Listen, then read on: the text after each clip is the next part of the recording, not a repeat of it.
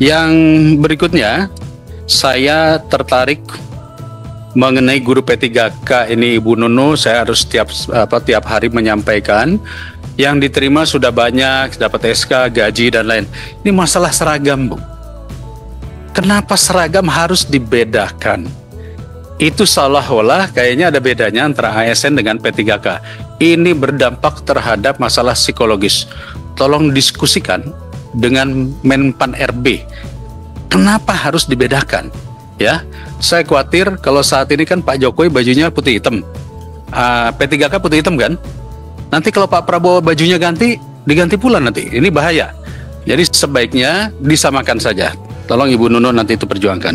Terima kasih Bu Sekjen. Hanya satu menambahkan informasi Kang Dede. Terkait dengan seragam P3K itu bukan Jike Menpan, Kang Dede. Jadi dia diatur dalam Peraturan Menteri Dalam Negeri Nomor 11 Tahun 2020 tentang pakaian dinas aparatur sipil negara di lingkungan Kemendagri dan Pemda. Memang di situ dibedakan. Jadi kalau PNS sama ASN, PNS itu kaki misalnya Senin sampai Rabu, lalu di pasal 13 tuh P3K itu putih hitam. Nanti kami akan coba koordinasikan, tapi ini memang tertuangnya di dalam Permendagri. Kang Dede.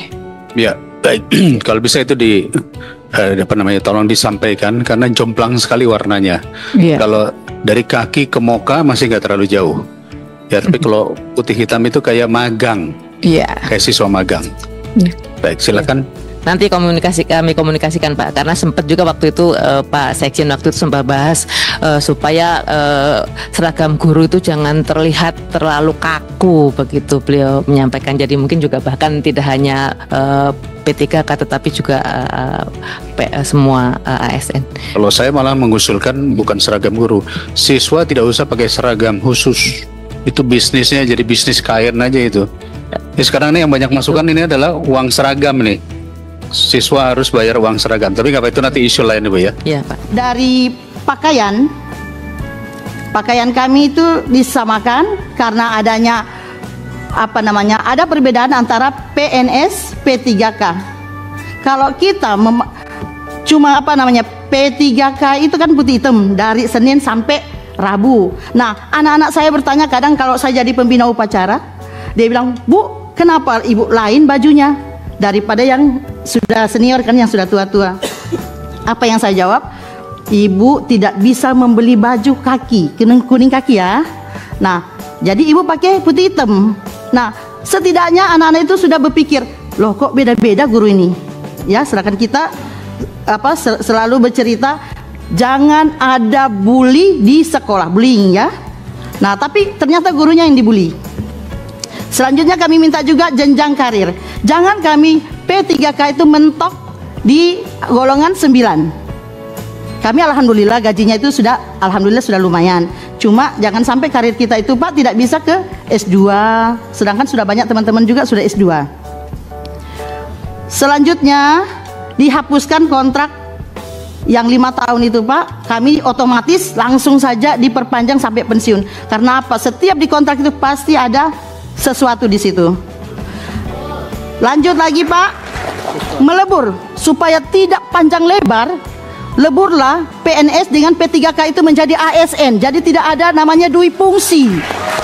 Kan kita sama-sama guru kan? Kok ada PNS, ada P3K, begitu juga gajinya, begitu juga pakaiannya. Tidak sesuai dengan Pancasila di sila kelima. Jadi kita minta keadilan. Jadi sama, tidak usah lagi PNS, ini P3K menjadi polemik di sekolah. Jadi kita lebur saja menjadi ASN. Pemerintah juga tidak pusing memikirkan anggaran sekian yeah. Dan juga kami tidak jadi jadi gap ya antara PNS dengan P3K. Sosial itu Pak luar biasa Pak. Seragam itu PNS dan P3K itu dibedakannya. Karena apa? Karena ada aturan. Sebenarnya yang enggak ngikutin aturan juga nggak apa-apa. Setahu saya nggak dapat sanksi. Kenapa sih gitu tuh?